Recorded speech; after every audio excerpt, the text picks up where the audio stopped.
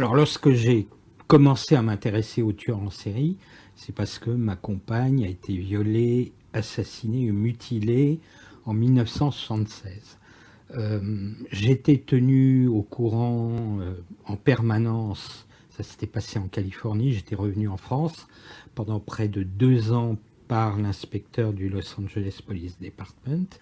Oui, en 1976, ma compagne a été violée et assassinée. En plus, j'ai eu le malheur de découvrir son corps. Et pendant 2 ans, jusqu'en 1978, je n'ai pas eu de nouvelles des enquêteurs. Et j'ai appris par un policier du Los Angeles Police Department, puisqu'à l'époque je vivais en Californie, que l'assassin avait été arrêté et qu'il avait tué une dizaine d'autres victimes.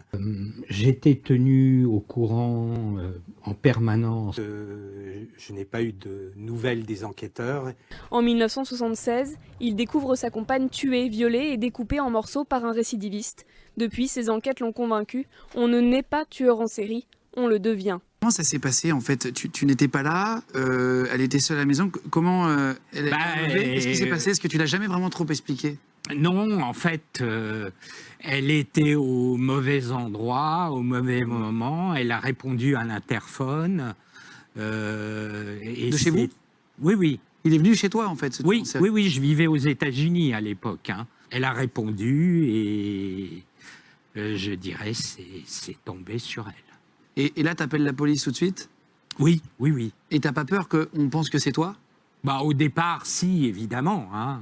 Il s'est excusé? Non, pas du tout. Pas l'ombre d'un remords. Ouais. Même vis-à-vis de son mari?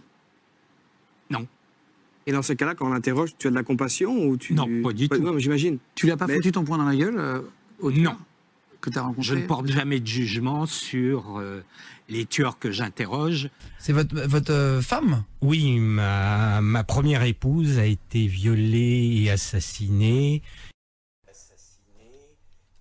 Alors, ce sont des extraits d'actes de naissance qu'on s'est procurés de façon tout à fait légale, n'importe qui peut en faire la demande. C'est qu'un extrait, il n'est pas question de décès, mais de divorce. Et juste un truc, et donc ce monsieur-là est sorti de prison, enfin, où il a été tué, qu'est-ce qui lui est arrivé? Non, il a été condamné à la peine de mort, mais dans un état où il y a pas loin d'1 millier de condamnés à mort en attente d'être exécutés et qui ne le seront jamais. Il est toujours, comme ça s'est passé en Californie, condamné à la peine de mort et il est toujours dans le couloir de la mort, comme à peu près un peu plus de 800 condamnés à mort de l'État de Californie. Un peu moins de 800 en réalité, parce que c'est 737, pour être tout à fait précis. Alors là, nous avons cherché selon les informations que Stéphane Bourgoin donne, à savoir que ça s'est passé en Californie, en 76, il a été arrêté en 78, il a fait plus de 6 victimes, puisqu'il en a fait une dizaine ou une douzaine, hein, ça dépend aussi de ses versions. Et voilà, donc on peut s'imaginer que le crime ayant été commis il y a 44 ans, que l'assassin a déjà un certain âge. Hein. Donc là, vous voyez, on peut toujours chercher. Hein, on peut tomber aussi bien sur, par exemple, Douglas Clark, il a 68 ans. Mais bon, il a fait 6 victimes, et puis on les connaît, ces victimes, parce que c'est quand même un cas célèbre. Il y a Joseph Nazo, qu'on a vu aussi, 6 victimes, mais il était jugé en 2013. Toujours dans l'idée qu'il ait éventuellement changé certains éléments pour brouiller les pistes. C'est pareil, il n'y a rien qui colle. Que ce soit le profil des victimes, la façon dont elles ont été assassinées. On peut retrouver facilement l'identité des victimes de chaque assassin. Une vidéo, on n'a pas envie qu'elle dure 2 heures. Mais bon, on a cherché, on a tout comparé. Et franchement, on vous invite à le faire vous aussi si vous avez quelques doutes. Quand Stéphane Bourgoin a commencé à raconter son histoire de femme assassinée, pour justifier cet intérêt, il a eu le bon sens de dire que ça s'était passé aux États-Unis, pas en France. En France, on aurait pu facilement prouver qu'il mentait, mais il était loin de se douter qu'avec Internet qui allait arriver, on pourrait faire des recherches et que tout serait facilement vérifiable. On vous invite même à étendre vos recherches au-delà de la Californie. C'est pareil, il n'y a rien. Là, vous pouvez même trier par année. pareil, hein, il n'y a personne qui correspond à ce tueur qui aurait assassiné la compagne de Stéphane Bourgoin. Alors certaines personnes vont dire que Stéphane Bourgoin brouille probablement les pistes pour conserver l'anonymat de sa compagne et de sa famille. Bon, s'il voulait vraiment préserver son anonymat, déjà, il n'aurait pas montré sa photo, premièrement. Et deuxièmement, s'il a changé la date, par exemple, pour brouiller les pistes, c'est tout le reste de sa vie qui ne tient plus. Il n'aurait pas pu faire le FBI parce qu'il n'aurait pas pu donner au début des années 80 des vidéos d'entretien. Et avant cela, il n'aurait pas pu filmer des entretiens depuis 1979 et encore moins accompagner des policiers sur des enquêtes dès 1978.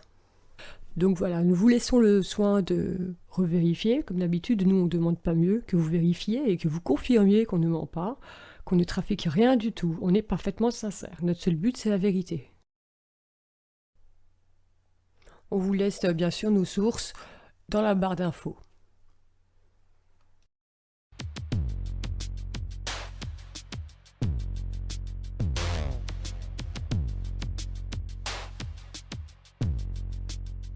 Alors il y a un autre élément qui n'est pas clair non plus, c'est qu'il est censé être retourné en France après le meurtre de sa compagne, parce que, dit-il, il a une librairie. Mais en 2019, sur sa page Facebook, il nous apprend qu'il vivait à New York en 1977, soit l'année qui a suivi le meurtre de sa compagne. Coïncidence incroyable, il vivait dans le quartier même où David Berkowitz sévissait et exactement au même moment. Pour rester dans le sujet des domiciles, vous saviez qu'il avait été voisin de Stephen King pendant de nombreuses années, avec sa première compagne américaine. Sachant que cette première compagne américaine est décédée en 1976, à Los Angeles, et qu'il était le voisin de Stephen King avec elle pendant de nombreuses années dans le Maine, c'est vraiment beaucoup plus loin, une question se pose. À quel âge est-il arrivé aux États-Unis ? En tenant compte du fait qu'avant son arrivée sur le territoire américain, il était footballeur professionnel pendant 7 ans à Paris. Donc si vous faites un peu le calcul, vous vous rendrez vite compte que ça coince. À moins qu'il ait commencé sa carrière professionnelle de footballeur à l'âge de 8 ans, on ne voit pas comment il aurait pu être le voisin de Stephen King pendant de nombreuses années précédant la mort de sa compagne, je le rappelle, en 1976. Il faut se souvenir que Stéphane Bourgoin avait 23 ans en 1976. Moi, je suis un ancien footballeur professionnel, donc j'ai joué 7 ans au Red Star. Hein. D'accord. Mes amis, je propose que... Au Red Star, vous avez vu un peu les réactions des gens qui sont stupéfaits. Bon, bien sûr, on a vérifié. Hein. Vous pouvez aller sur le site du Red Star, tous les joueurs sont répertoriés. Mais on a aussi envoyé un message, on a eu une réponse. Donc même l'historien, on a trouvé la moindre trace de Stéphane Bourgoin. Évidemment, j'ai été suspecté, mais très vite mis hors de cause, puisque je n'étais pas du tout dans le même État américain où le meurtre a été commis. Donc... À l'époque, je vivais à Los Angeles, je travaillais dans le domaine des séries B, petits films d'horreur, petits films polars, petits films érotiques. Et ma compagne a été violée et assassinée pendant que j'étais en déplacement à San Francisco. Et lorsque je suis revenu à Los Angeles, j'ai découvert son corps mutilé, violé et quasiment décapité.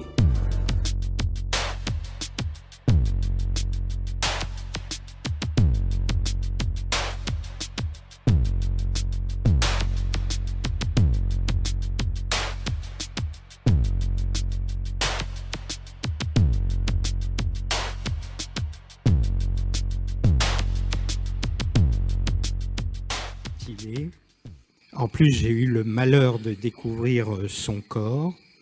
Par la suite, l'enquête a suivi son cours. Je suis retourné en France et le policier, l'inspecteur du LAPD, Los Angeles Police Department, qui a mené l'enquête, m'a tenu au courant quasiment tous les mois des développements de l'enquête. Et puis deux années plus tard, On est donc en 1978. Il m'appelle pour me dire que l'assassin de ma compagne a été arrêté. Donc je me dis que la meilleure façon de comprendre ce qui est arrivé à ma compagne, c'est d'aller à la source et de rencontrer des tueurs en série. Le policier du LAPD qui a mené l'enquête a compris le sens de ma démarche. Il me met en quelque sorte le pied à l'étrier, me permet d'avoir accès à des dossiers, puis me permet de rencontrer mes premiers tueurs en série. Nous sommes alors en 1978. À l'époque, j'ai une librairie spécialisée en romans policiers qui s'appelle Le Troisième Œil.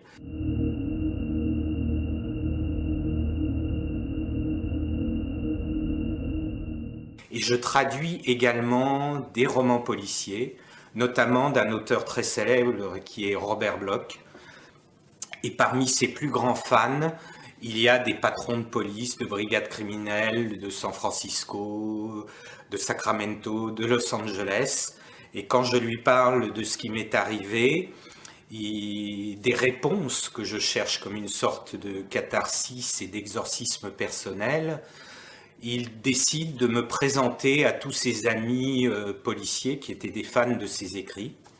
Et lors de repas chez lui, je noue des liens d'amitié avec ces policiers.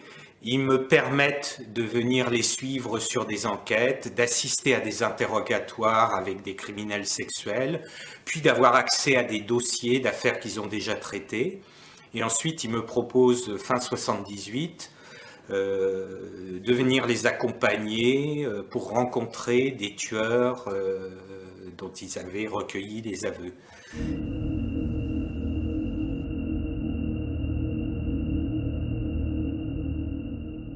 Nous sommes alors en 1978. À l'époque, j'ai une librairie spécialisée en romans policiers qui s'appelle Le Troisième Œil. Donc en 1978, Stéphane Bourgoin n'était pas propriétaire du Troisième Œil, c'est François Griffe qui l'était, son prédécesseur. Et d'ouvrir donc une librairie de livres d'occasion. Et là, cette librairie s'appelait Le Troisième Œil, et là, vous aviez déjà cette passion pour le polar. Tout à fait, c'était une librairie spécialisée dans 3 secteurs. Dans ce livre intitulé Du polar, François Griffe nous apprend qu'il a tenu cette librairie jusqu'en 82. Alors peut-être que jusque-là, Stéphane Bourgoin n'était qu'un simple employé. Auquel cas, je ne sais pas quel patron accepterait que son employé soit absent quasiment tout le temps, toute l'année. Et ensuite, il me propose, fin 78, de venir les accompagner pour rencontrer des tueurs dont ils avaient recueilli les aveux.